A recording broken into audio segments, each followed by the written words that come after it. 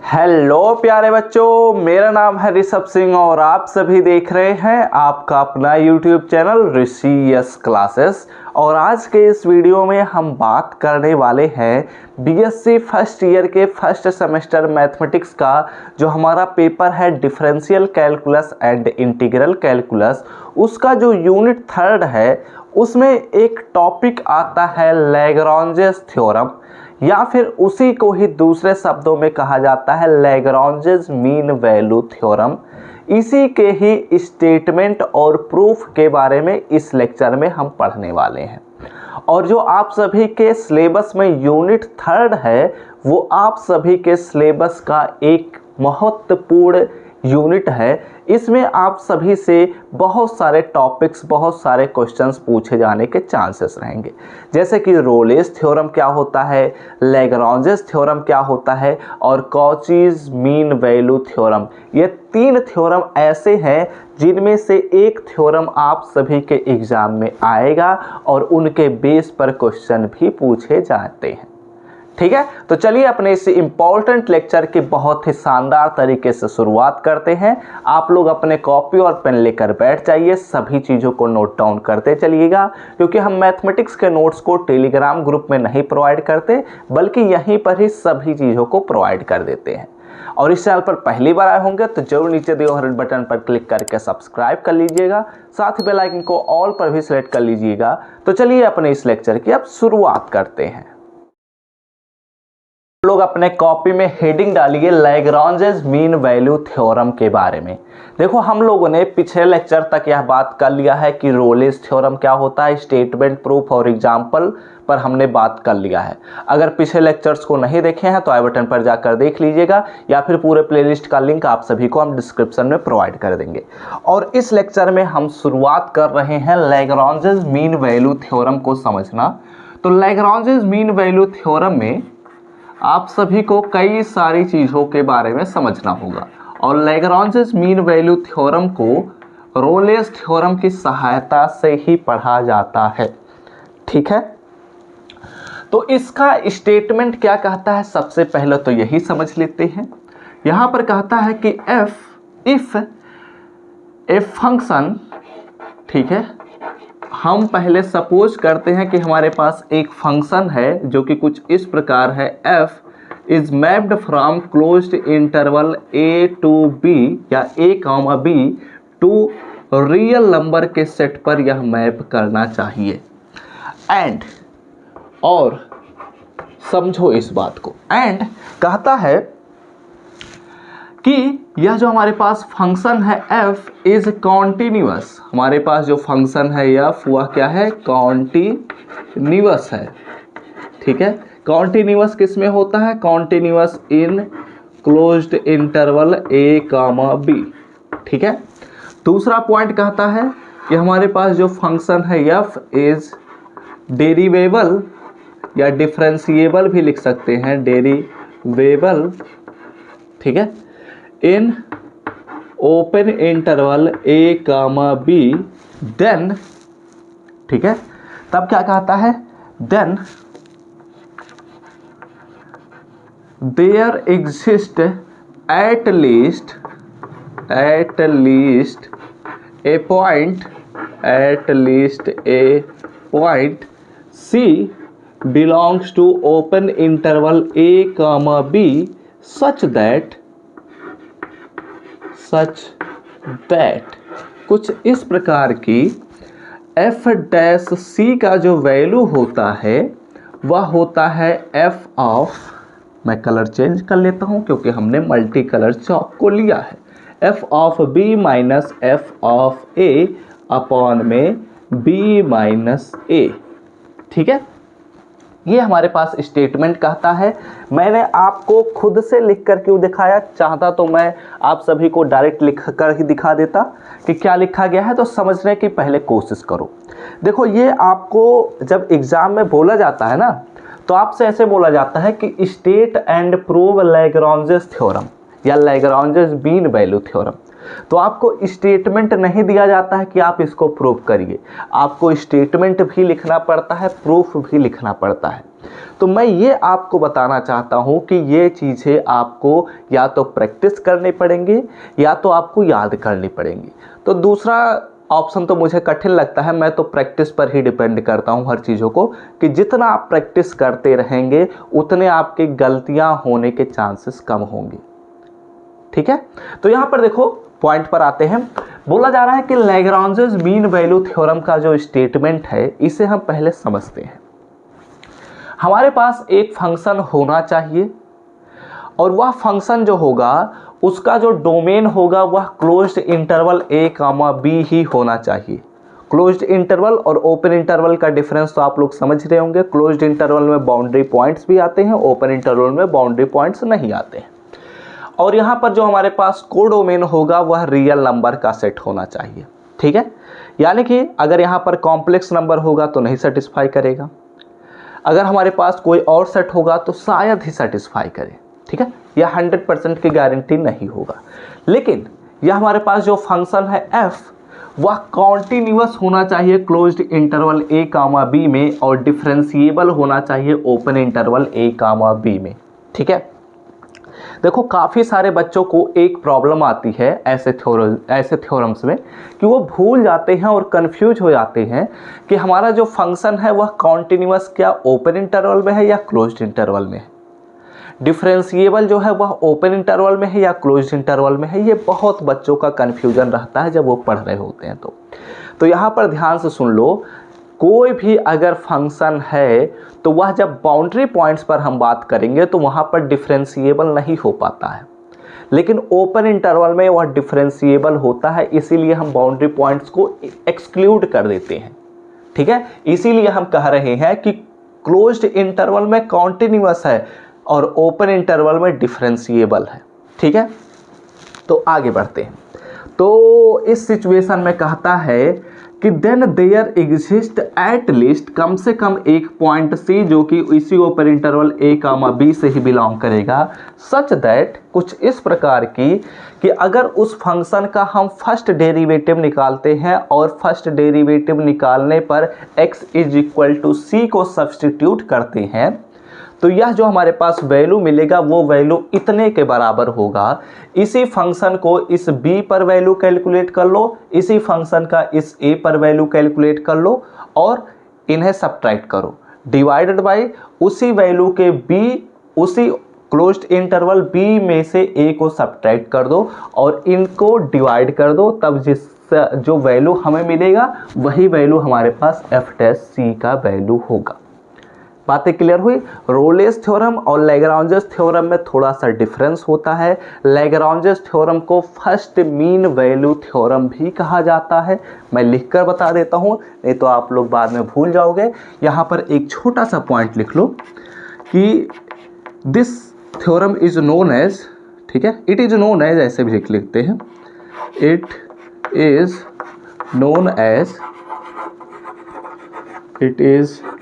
As first FIRST, यहाँ पर double inverted comma, first mean value theorem, mean value theorem. तो अगर आपसे कोई भी पूछ लेता है कि फर्स्ट मीन वैल्यू थ्योरम क्या है तो आपको लैग्रांजेस थ्योरम बताना है। ठीक है, बातें क्लियर हो चुकी हैं, कोई प्रॉब्लम तो होनी नहीं चाहिए।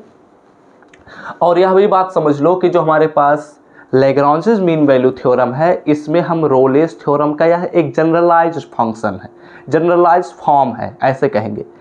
रोलेस थ्योरम का यह जनरलाइज्ड फॉर्म है लैग्रांजेस थ्योरम, यानी कि इसके प्रूफ में हम रोलेस थ्योरम का उपयोग करने वाले हैं। तो रोलेस थ्योरम अगर नहीं समझेंगे तो बेसिक चीज़ें आप वहीं पर मिस कर चुके हैं। तो इसलिए पहले जाइए उसे देखिए, फिर इस लेक्चर को कंटिन्यू करिए। अब तो चलिए अब हम लैग्रांजेस थ्योरम के प्रूफ की तरफ बढ़ते हैं। एक एक चीज़ों को बहुत ही आसान तरीके से मैं समझाऊंगा, बहुत ही आसानी से समझ में भी आएगा आप सभी को, बस ध्यान दीजिएगा।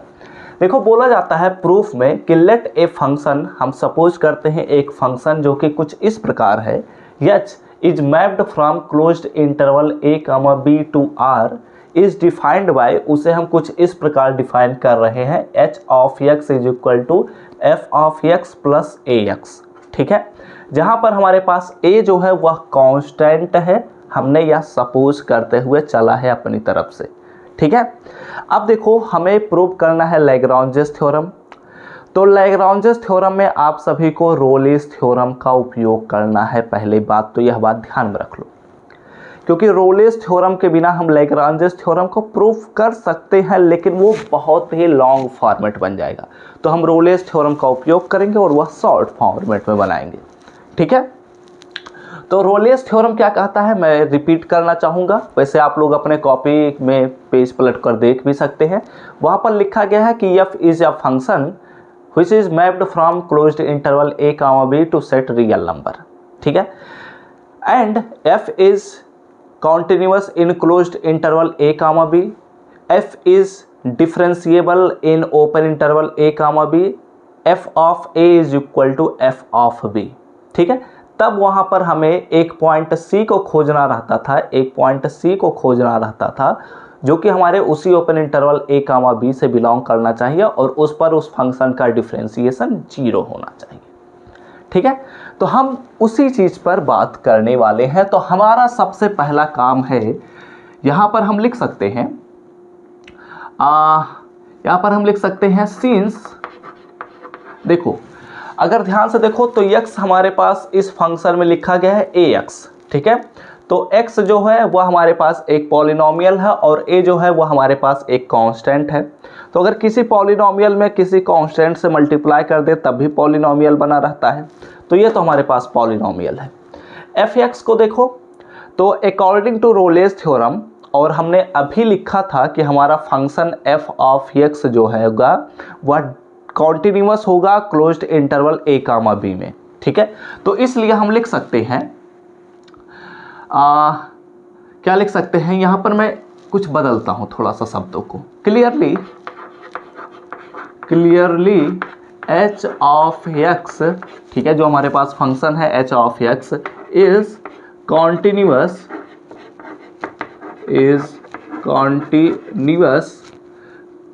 इन closed interval a comma b because क्यों यह कॉन्टिन्यूअस होगा, क्योंकि f ऑफ x जो है is continuous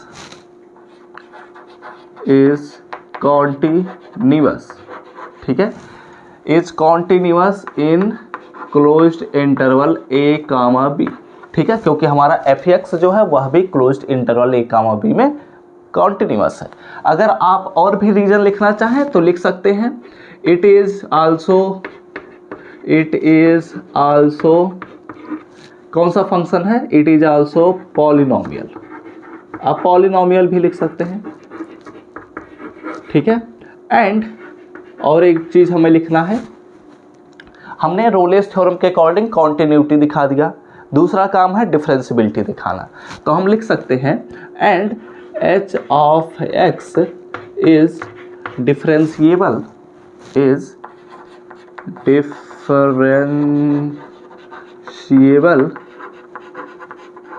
in open interval a comma b। हमेशा ध्यान में रखना कोई भी फंक्शन डिफरेंशिएबल होता है ओपन इंटरवल में, open interval a comma b, because f of x is differentiable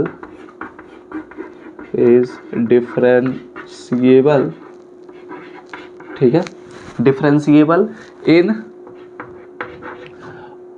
open interval a comma b, ठीक है। ये हम लिख सकते हैं क्योंकि हमारे पास जो फंक्शन है वह पॉलिनोमियल है, इसके वजह से हम ऐसा लिख सकते हैं। इतनी बातें क्लियर हुई, कहीं कोई प्रॉब्लम तो नहीं ना होनी चाहिए। तो अभी हम आगे बढ़ते हैं।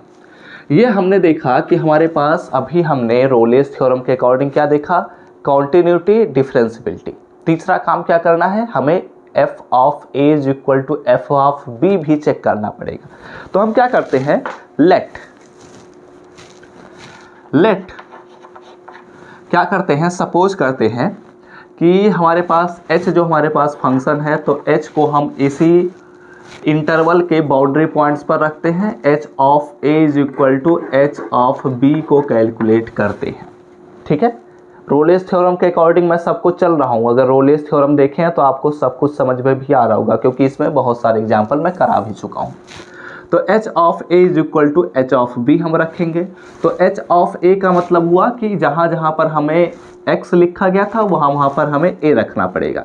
तो यहाँ पर हो जाएगा हमारे पास f of a plus a into a is equal to हमें मिलेगा f ऑफ b, और यहाँ पर हमें मिलेगा a इंटू b। ठीक है, अब हम क्या करते हैं, कांस्टेंट टर्म को एक साइड ले लेते हैं। तो a और यहाँ पर हमारे पास मिलेगा स्मॉल a, यहाँ पर हमें मिलेगा a और small b is equal to हमें क्या मिलेगा, f of b minus f of a। ठीक है, तो यहाँ पर हमें क्या मिल रहा है, a हमने कॉमन ले लिया तो यहाँ पर मिलेगा a माइनस b, और यहाँ पर हमें मिल रहा है f of b minus f of a। ठीक है, इतनी बातें क्लियर हुई। अब यहाँ पर हम क्या करते हैं, और यहाँ पर हम यह भी लिख सकते हैं a is equal to f of b minus f of a divided by यहाँ पर हमें मिलेगा a माइनस b। ठीक है, इतनी बातें क्लियर हो रही है, सबको समझ में आ रहा है। कुछ हमने किया नहीं है, वैल्यूज़ को रखा, हमने a का वैल्यू कैलकुलेट कर लिया, क्योंकि हमने कांस्टेंट का वैल्यू कैलकुलेट करना था। ठीक है, क्लियर, आगे बढ़े, चलो बढ़ते हैं। तब देखो, अब रोलेस थ्योरम क्या कहता था कि अगर कॉन्टिन्यूटी आपने देख लिया, डिफरेंशियबिलिटी देख लिया, और फंक्शन का बाउंड्री पॉइंट्स पर वैल्यूज़ देख लिया और वह बराबर हो जाएं, तो हमें तीसरा काम ये और चौथा काम ये करना है कि हमें एक पॉइंट C को खोजना है जिस पॉइंट पर हमारा फंक्शन का डिफरेंशिएशन 0 होना चाहिए। ठीक है, तो हम क्या करने वाले हैं, यहाँ पर हम लिख सकते हैं 10 रोलेस थ्योरम, 10 रोलेस थ्योरम। ठीक है, सेटिस्फाइड, हमारा जो रोलेस थ्योरम है वह सेटिस्फाई कर गया। इसलिए हम क्या कर सकते हैं कि हम f डैश, यहाँ पर हम लिखें देयर एग्जिस्ट एट लीस्ट